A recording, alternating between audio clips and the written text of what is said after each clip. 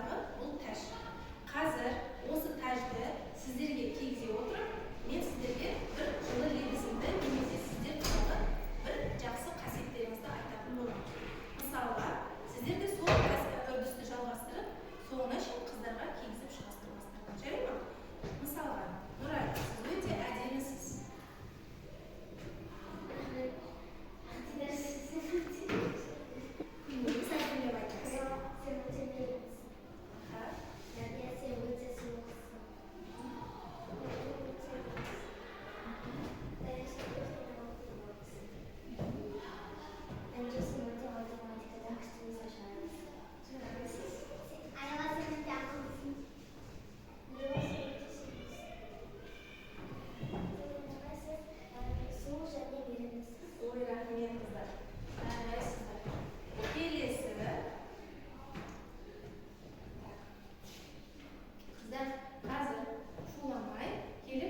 Қолымдағы түймедақ күннен бір жапырақшасын жұлып алыңыздар. Сөйтіп топқа бөлеміз. Келе қойыңыздар. Келеміз. Жүрдіңіз. Так, бірінші топ бесер тобы, екінші топ мақрама, өру, үшінші ши тобы. Ал, қарай қойыңыздар тақтаға. Кім жауапты біледі, кім шыққысы келеді, келіңіздер. Қайсына апарасыз? Кестеге қажетті маталар. Кәсіпқа апарайын ба?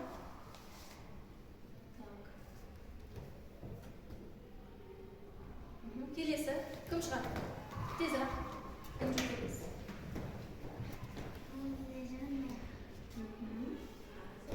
Келесі. Келin қойыңыздар. Тез-тез келеміз. Қайсына басында? Сол жерге қойайын ба? Райынан жауабын алып тастаймыз ба? Апаймен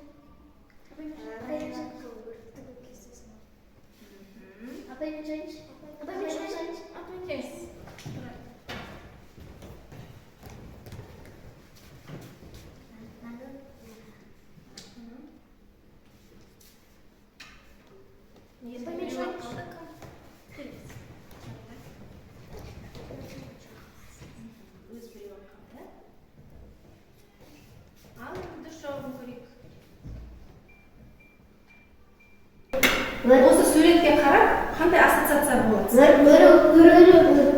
Өру деп ойлайсыздар ғой, себебі мына шаш өріліп тұр, жарайсыздар.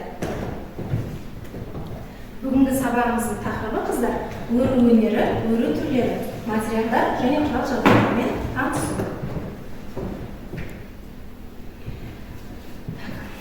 Бүгінгі сабағымыздың оқу мақсаты бір қатар заманауи және дәстүрлі емес материалдарды білу, олардың қасиеттері мен міндеттерін анықтау, иілімді материал жолақтарын, жіп, өсімдік сабағы, шыбық, талшық, сынды және тағы басқаларын қолмен біріктіру тәсілі. Макрама өруі сіздерге көрініп тұр ма қыздар? Макрама өру. Макрама сөзінің негізі араб тілінде шілтер, шашақ деген мағынаны білдіреді. Қай тілден алынған?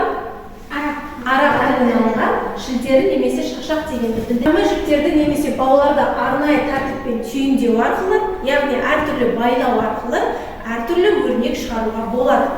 Бұған қараңыздар, дәлел ретінде сөмке, макрама техникасында, яғни тәсілімен тоқылған.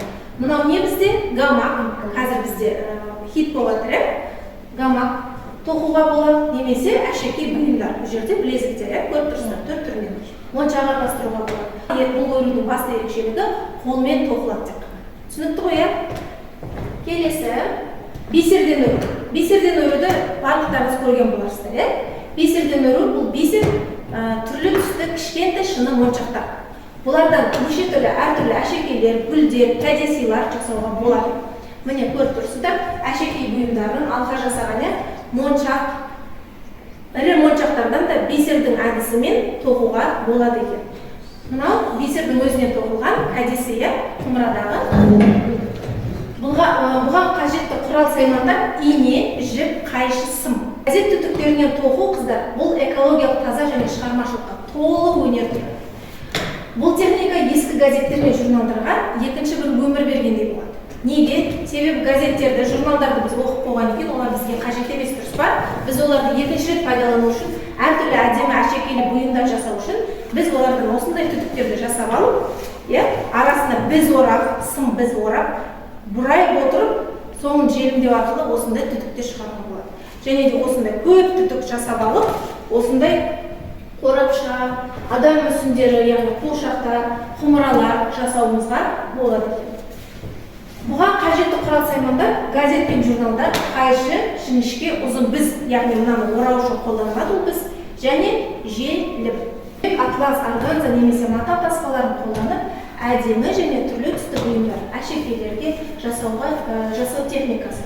Бұл қарапайым тоқыма әдістеріне негізделген өнер түрі. Олардан пайда болатын әшекейлер немесе заттардың түрі бұл пластик бөтелкеден өрілген таспақ техникасында өрілген қорапша, одан кейін мына атлас ленталардан өрілген білезік, мына қағаздан өрілген білезік.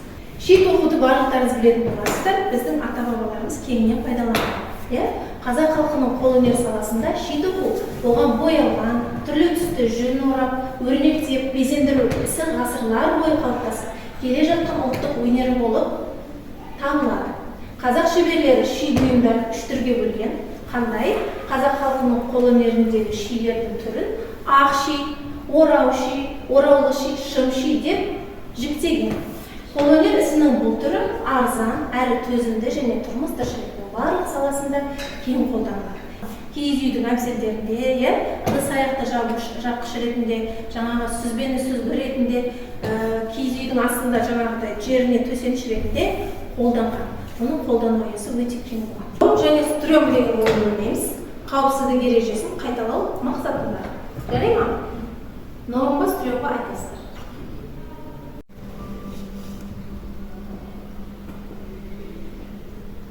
Желімді ауызға салу.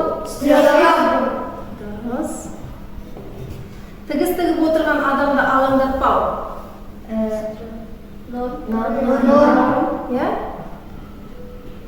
Инені киімге қадау. Стрём, дұрыс. Ыстық желімді су қолмен ұстау. Стрём. Неге?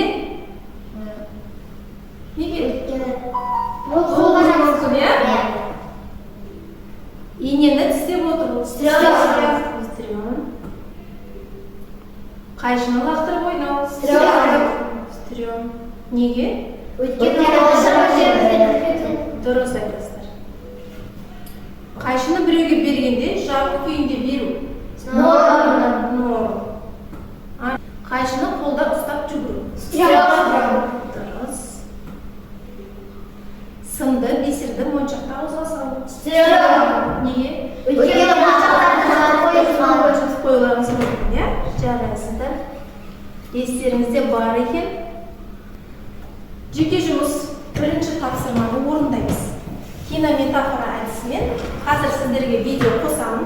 Сол видеоны көресіздер. Сөйтіп, кішкентай кілтке тағатын брелок тоқимыз. Макраме әдісімен. Жарай ма? Мұқият қараймыз.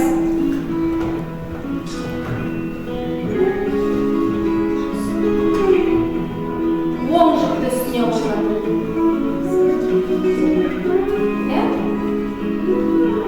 Жақсылап қарағаныздар, одан кейін мен сіздерге қастарыңызға түсіндіремін. Кім түсінді бастай жеріңіздер?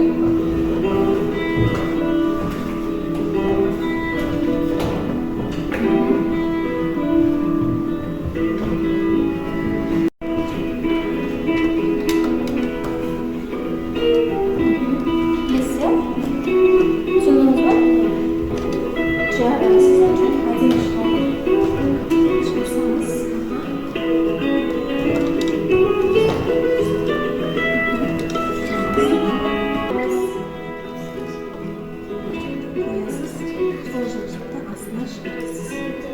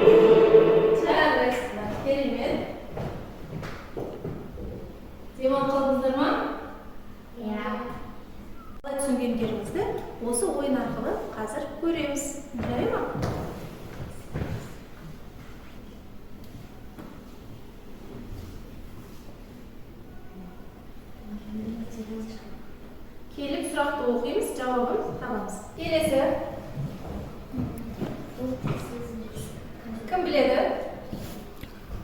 Kelе qolingizlar yana. Davoslab o'qiymiz. Бұл тәсіл ескі газеттен журналда қайта пайдалануға мүмкіндік береді. Газеттен Қазір тексерейік жауабыңызды. Дұрыс екен, жарайсыздар. Нұрила әкеңіз. Жібек, атлас, мата таспаларынан ойын өнері тастайын. Жарайсыз. Қазір тексеріп көрейік. Дұрыс екен, отырыңыздар.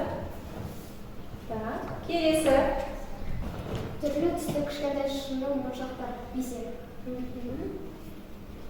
Қазір. Дұрыс екен, отырыңыз. Ал? Оқыңыз. Кеңсіңізді. Араб тілінде шілтер немесе шашақ дегенді білдіреді. Макраме сөзі. Жарайсыз, макраме сөзі. Дұрыс. Жарайсыздар. Қыздар, өру өнерінің қандай түрлерімен таныстыңыздар? Айта беріңіздер. Бисерден өру, макраме өру, Дұрыс. Шийтоку макраме өнері. Бисер тағы біреу. Таспадан өру. Және газеттен өру. Дұрыс айтасыздар. Ал енді сұрақ сіздерге газеттен өру, журналдан өру, мысалы, парақтардан өру. Қандай бұйымдар жасауға болады? Дұрыс айтасыздар. Құмыра жасауға болады. Адамның қиялында шек жоқ. Не жасағыларыңыз келеді, соны бәрін жасауға болады. Сіздердің алдарыңызда түрлі түсті стикерлер тұр. Көріп тұрсыздар ма?